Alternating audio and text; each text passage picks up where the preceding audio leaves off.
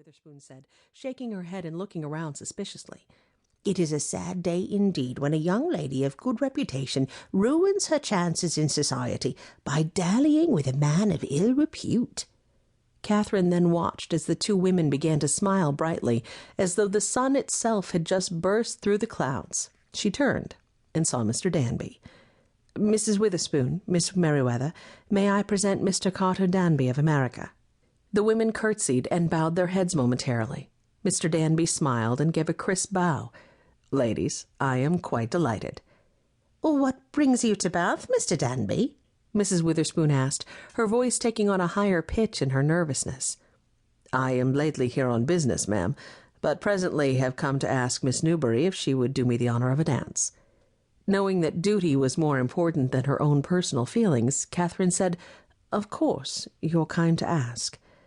She allowed him to draw her away, the wide expanse of her silk ball gown swinging in bell-like fashion as Mr. Danby moved her to the dance floor. The music began immediately as they stepped in line with the others. Moving forward to the music, Catherine felt Danby take hold of her arm as he turned her ever so gently to the cadence. "You have a beautiful home, Miss Newbury, and I find your father quite congenial."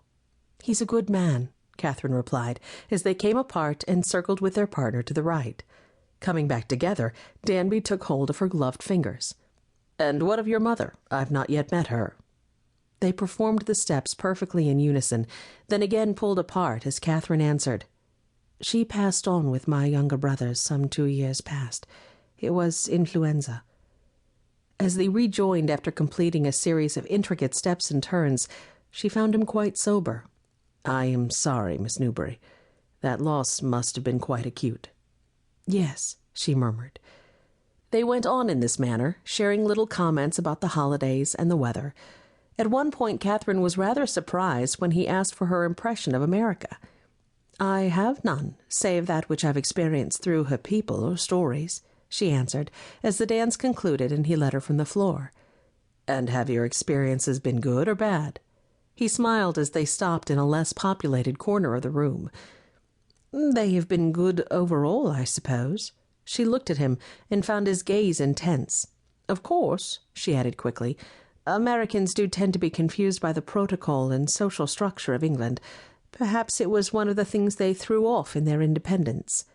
He laughed, and she thought it delightful the way tiny lines appeared at the corners of his eyes. Perhaps he was a happy man by nature. "I would prefer there be no social classes or divisions. I find charming company in most every circle. However, I assure you that we have our social classes and taboos in America as well. It would have been nice to cast those aside with other archaic notions, but, alas, we have not so distanced ourselves from our mother country that we have allowed for that matter to be resolved in full. I am, however, working on a personal level to see it dismissed." "Archaic notions? You think it wrong, then, for the classes to be divided?" "I think people are people, Miss Newbury. Some are good, some are bad. There will always be problems and issues to resolve so long as even one man remains alive and capable of thinking. Do you not feel imposed upon by the restrictions of your class?" "Not at all," Catherine replied. "I know my place, and that is somewhat of a comfort to me." "Perhaps that is only because you are at the upper echelons of society. Were you perhaps a scullery maid, you might feel differently." "I doubt that. As a scullery maid, I would know my place, what was expected of me and what was out of my reach. I believe knowing one's place prevents a great many misfortunes." The music started up again, and Catherine found herself growing increasingly uncomfortable. She wasn't sure if it was the topic of their conversation or the nearness of this stranger who seemed to completely captivate her senses. "If you'll excuse me." She didn't wait for his response, but gave a quick curtsy and hurried away. Her heart pounded rapidly as she imagined him watching her go. She forced herself to slow her pace, nod, and comment to those around her, while escaping as fast as decorum would allow. Catherine accepted dances from 2 of her father's friends. They chatted briefly about the weather and the holidays to come, but nothing of significance. And yet, for all her desire to forget him, Carter Danby remained present in her mind. He was quite handsome and clearly well-spoken.